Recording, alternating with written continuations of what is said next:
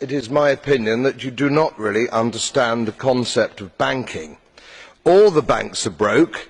Bank Santander, Deutsche Bank, Royal Bank of Scotland, they're all broke. And why are they broke? It isn't an act of God. It isn't some sort of tsunami. They're broke because we have a system called fractional reserve banking, which means that banks can lend money that they don't actually have. It's a criminal scandal and it's been going on for too long. To add to that problem, you have moral hazard, a very significant moral hazard from the political sphere.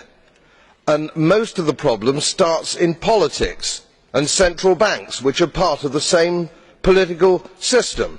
We have counterfeiting, sometimes called quantitative easing, but counterfeiting by any other name. The artificial printing of money, which if any ordinary person did, they'd go to prison for a very long time.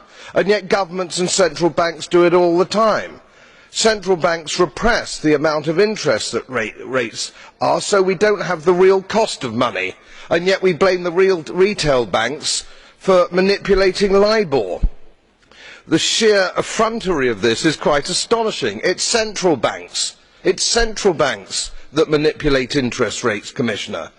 And plus, underneath all this, we talk loosely, in a rather cavalier fashion, do we not, about deposit guarantees.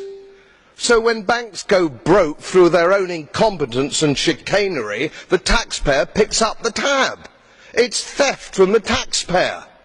And until we start sending bankers, and I include central bankers and politicians, to prison for this outrage, it will continue.